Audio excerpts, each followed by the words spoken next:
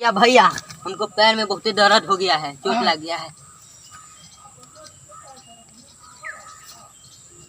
अब ठीक है? हाँ अब ठीक है।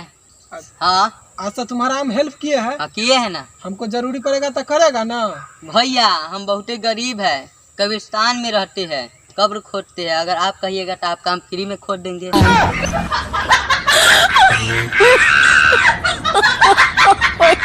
हाँ भैया, कला उदास बैठल छू। अरे क्या कहे, हमको तो मारने का धमकी मिला है। कौन दिलो हमारे की धमकी? बिजली वाला कहला का टाइम पर बिल नहीं भरिएगा तो काट देंगे। तार के बात कैलक है, तार काटे के। एगो बात पता हूँ नीतीश न अरे पत्नी के कहियो न रहे छै कथी गलती। ए नीतीश, हाँ लड़की पटाबे के कोनो आइडिया दे ना। गुरुजी आइडिया लेके क्या कीजिएगा, जियो ले लीजिए।